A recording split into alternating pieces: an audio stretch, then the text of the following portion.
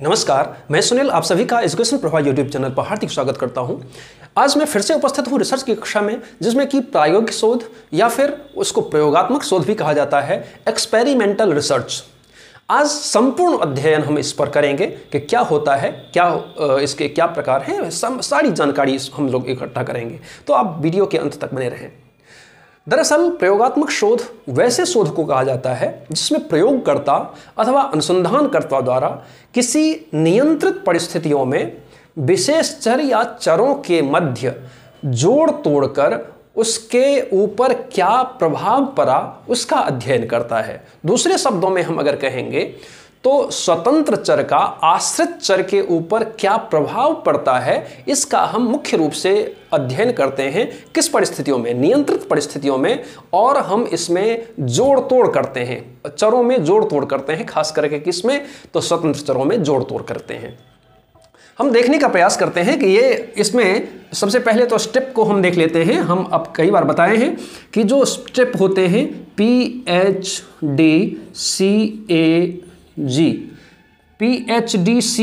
जो होता है, हमने बताया है कि ये प्रॉब्लम होता है, प्रॉब्लम, हाइपोथेसिस, डिजाइन,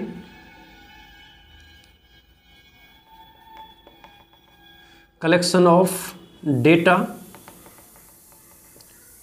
फिर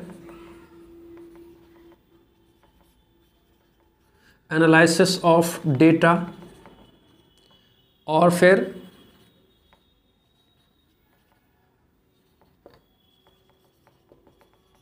जनरलाइजेशन एंड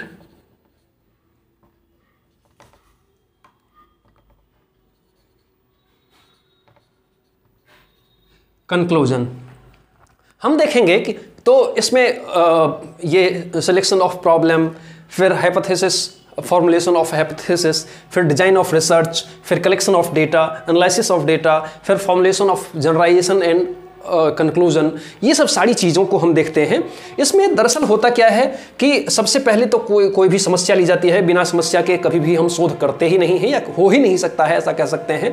तो शोध को यहाँ पर हम प्रॉब्लम अर्थात समस्या को देखते हैं, फिर उसका एक प्रकार से हाइपोथेसिस निकालते हैं कि उसका क्या प्रभाव पड़ता है। उसको देखने के लिए हम एक हाइपोथेसिस बनाते हैं कि उसका क्या प्रभाव पड़ सकता है, क्या नहीं प्रभाव पड़ सकता है उसके मध्य।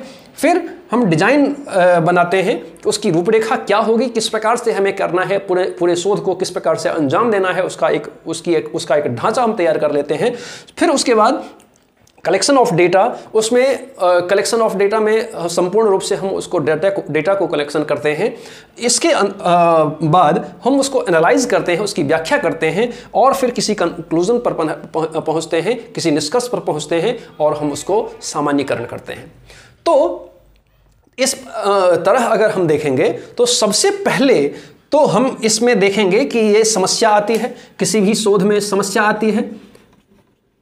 मैंने कई बार बताया है कि समस्या किसी भी रिसर्च में जब हम जाते हैं तो शीर्षक अर्थात टॉपिक को टॉपिक न कह करके, शीर्षक न कह करके उसको हम समस्या कहते हैं। समस्या क्योंकि समाधान हमें करना है। जब तक हमारे पास समस्या नहीं रहेगी, हम समाधान कभी नहीं कर सकते हैं।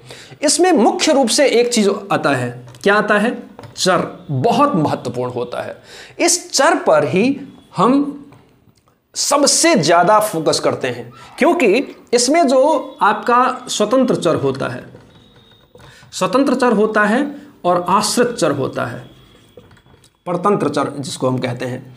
तो इसमें दो चर मुख्य रूप से इसमें होते हैं, जो कि स्वतंत्र और आश्रित। इसमें सबसे ज्यादा हम देखने की क्या कोशिश करते हैं, जब समस्या आ गई तो किसी नियंत्रित परिस्थिति, एक नियंत्रित परिस्थिति बहुत महत्वपूर्ण है। स्वतंत्र चर में जोड़ तोड़ बहुत महत्वपूर्ण है। उसका आश्रित चर के ऊपर क्या देखते हैं? प्रभाव देखते हैं। तो मुख्य रूप से हम अगर देखेंगे तो इसमें कारण और परिणाम, अर्थात कहने का ये मतलब है कि जब भी हम ये प्रयोगात्मक शोध या प्रायोगिक शोध करते हैं तो उसमें किसी भी शोधकर्ता या प्रयोगकर्ता के द्वारा एक नियंत्रित परिस्थितियां बनाई जाती हैं। उस नियंत्रित परिस्थितियों में समस्या को लेकर के उन चरों को, विशेष करके चरों पर फोकस दे रहे हैं, चरों के मध्य एक दो चर होते हैं, एक स्वतंत्र चर और एक आश्रित चर, और उसमें विशेष करके स्वतंत्र चरों में हम जोड़ तोड़ करके उसका प्रभाव आश्रित चर के ऊपर क्या पड़ता है उसका हम कारण और परिणाम की खोज करते हैं या उसका अध्ययन करते हैं मुख्य रूप से। अब हम एक शोध टॉपिक हम ले लेते हैं, क्योंकि बिना टॉपिक के नहीं हो सकता है। मान लीजिए कि हम क्या देखना चाहते हैं कि पुरस्कार का सीखने के ऊपर असर क्या पड़ता है, पुरस्कार का सीखने के ऊपर क्या प्रभाव पड़ता है या असर पड़ता है। तो जब हम ये देखने की कोशिश करते हैं कि पुरस्कार देने से सीखने के ऊपर क्या प्रभाव पड़ता है, उसका पड़ता भी है या नहीं पड़ता है, तो हम इसमें दो ग्रुप का निर्माण करते हैं। किसका निर्माण करते हैं? दो ग्रुप का हम निर्माण कर लेते हैं। दो ग्रुप का हम एक निर्माण कर लेते हैं जिसमें कि एक ग्रुप, दूसरा ग्रुप। इसमें हम क्या करेंगे, एक ग्रुप जो कि जिसको कि हम नियंत्रित कंट्रोल्ड ग्रुप कहते हैं, तो इसमें और इसमें एक में हम देखेंगे कि इसमें मान लीजिए कि अगर पहला ग्रुप है तो पहला ग्रुप है उसमें पुरस्कार देने की घोषणा करेंगे। इसमें मान लीजिए कि इसमें सबसे पहले तो ये जानिए कि एक ही चीजें होनी चाहिए। कहने का मतलब ये है कि एक समान जितने भी बालक होंगे वो एक समान बालक होंगे, एक कक्षा के बालक होंगे। दूसरी बात कि हम अगर सीखने के ऊपर अगर प्रभाव देखने का प्रयत्न करते हैं तो एक ही पाठ होगा कि जो कि दोनों ही ग्रुप में पढ़ाया जाएगा। एक में, इस ग्रुप में पुरस्कार की घोषणा की जाएगी, एक में पुरस्कार की घोषणा नहीं की जाएगी। अब दोनों में हम एक ही पाठ पढ़ा रहे हैं, एक ही उम्र के बालक भी हैं, एक ही वय के बालक हैं, एक ही कक्षा के बालक हैं, अर्थात समान बालक हैं। एक ही चीजों को, एक ही तथ्यों को, एक ही विषयों को, एक ही अंशों को हम पढ़ाने जा रहे हैं। एक ग्रुप में हम क्या करते हैं कि पुरस्कार की घोषणा कर देते हैं कि अगर तुम जल्दी से सीख लोगे तो मैं फलाना पुरस्कार तुम्हें दूंगा। और एक ग्रुप में हम किसी भी प्रकार की घोषणा नहीं करते हैं, एकदम से सामान्य रूप से उसको पढ़ाते हैं। अब हम मान लीजिए कि मैंने 2 दिन पढ़ाया सपोज, या एक ही दिन पढ़ाया। एक दिन मैंने पढ़ाया और एक दिन पढ़ाने के पश्चात जिसमें मैंने पुरस्कार देने की घोषणा की थी और जिसमें मैंने पुरस्कार देने की घोषणा नहीं की थी, दोनों में हम ये देखेंगे कि किस में ज़्यादा सीखा गया।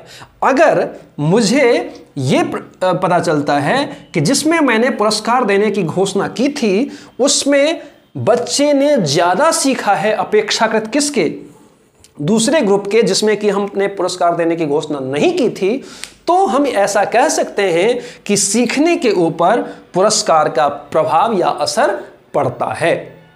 मुख्य रूप से ये चीज़ है। तो इसमें जब ये 2 ग्रुप हमने बना लिया, एक में पुरस्कार देने की घोषणा कर दिए, एक में नहीं देने की घोषणा किए, एक दोनों का फिर पढ़ाने के पश्चात हमने देखा कि उसमें क्या असर पड़ता है।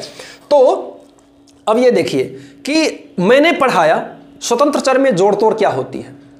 अब स्वतंत्र चर में जोड़ तोड़, यहाँ पर पुरस्कार जो है वहाँ पर वो स्वतंत्र चर है, मैंने दिया या नहीं दिया, उसमें हम जोड़ तोड़ कर रहे हैं।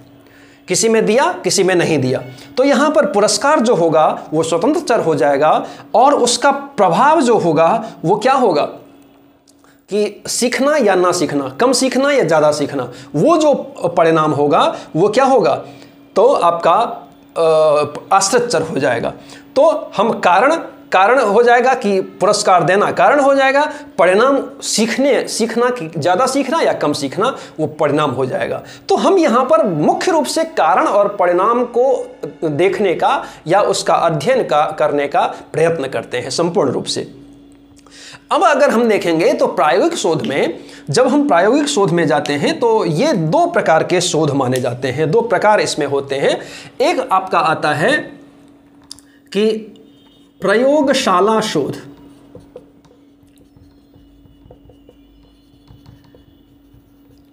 एक होता है आपका प्रयोगशाला शोध और एक होता है आपका क्षेत्र अध्ययन शोध। तो ये एक तो प्रयोगशाला शोध होता है, एक आपका क्या होता है, क्षेत्र अध्ययन शोध होता है। इन दोनों में भी अगर हम तुलना करें तो प्रयोगशाला शोध को ज्यादा वास्तविक माना जाता है, क्योंकि इसमें हम जिस भी प्रकार से चाहें, जैसे चाहें वैसी परिस्थितियों का निर्माण कर सकते हैं, जैसे वातावरण को चाहें, जिस परिस्थितियों में चाहें, जिस प्रकार से चाहें, जिस तरह से चाहें, हम सारी चीज़ों को नियंत्रित कर सकते हैं। लेकिन अब जब क्षेत्र अध्ययन शोध में जाते हैं तो हर चीज़ को नियंत्रित करना आपके बस की बात नहीं होती है। तो अगर हम दोनों का परिणाम देखेंगे तो इस प्रयोगशाला शोध में जो आपका परिणाम होते हैं वो 100% माना जाता है। कितना माना जाता है? 100% माना जाता है। और इसकी अपेक्षा क्षेत्र अध्ययन शोध, जो कि प्रायोगिक शोध ही है, लेकिन फिर भी चूंकि इस पर हमारा संपूर्ण रूप से कंट्रोल नहीं हो पाता है, तो इसका परिणाम जो होता है वो थोड़ा सा कम होता है अपेक्षाकृत। तो मुख्य रूप से इसमें तो संपूर्ण रूप से कंट्रोल्ड परिस्थितियों में होती हैं। यहाँ पर क्या होता है, क्षेत्र अध्ययन शोध में क्या होता है कि यहाँ पर हम मनोवैज्ञानिक परिस्थितियों का अध्ययन करते हैं, हम सामाजिक परिस्थितियों का अध्ययन करते हैं, हम दार्शनिक तो नहीं, तो सामाजिक परिस्थितियों का और मनोवैज्ञानिक परिस्थितियों का यहाँ हम अध्ययन करते हैं मुख्य रूप से। तो ये अब जब हम यहाँ पर मैंने बताया कि सबसे पहले हम समस्या लेते हैं, तो समस्या के बाद हमने क्या किया, तो एक हाइपोथेसिस बना ली कि इसमें एक कि पुरस्कार सीखने का प्रभाव पड़ेगा और पुरस्कार सीखने का प्रभाव नहीं पड़ेगा। जो भी हमने बनाया प्रभाव अगर पड़ेगा तो हमने बना लिया कि प्रभाव पड़ेगा।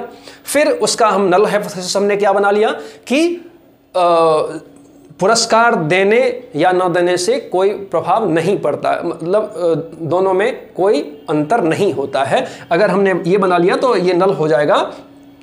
फिर आपका हम क्या करते हैं कि एक प्रॉब्लम ले लिया, फिर हाइपोथेसिस, इसमें चर मैंने कहा कि बहुत मुख्य होते हैं, दोनों में ही चर बहुत मुख्य होते हैं। स्वतंत्र चर में हम बहुत जोड़ तोड़ करते हैं, नियंत्रित परिस्थितियों का यहाँ पर करते हैं, कारण प्रभाव को देखने का कारण और परिणाम को यहाँ पर अध्ययन करने के लिए ही हम सारा कुछ करते हैं। हाइपोथेसिस तो बना लिया, फिर रूपरेखा हमने किस परिस्थितियों में क्या करनी है, किस प्रकार से नियंत्रित करना है, किस प्रकार से नियंत्रित नहीं करना है, किस प्रकार से हमें जोड़ तोड़ करनी है नहीं करनी है, ये सब सारी चीज़ों को हमने ढांचा बना लिया।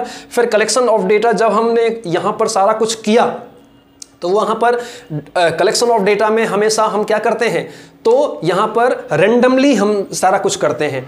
यहाँ पर यादृच्छिक का प्रयोग करते हैं, अयादृच्छिक का प्रयोग नहीं करते हैं।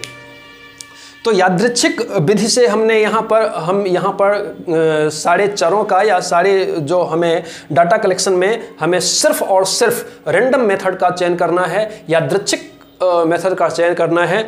और फिर हम उसको जब हमने सारा कुछ कर लिया, दोनों ग्रुप पर हमने देख लिया, हमने सारा काम कर दिया है, उसके बाद हम उसका एनालिसिस करेंगे और फिर उसको हम जनरलाइज करते हैं, उसके कंक्लूजन पर पहुंचते हैं।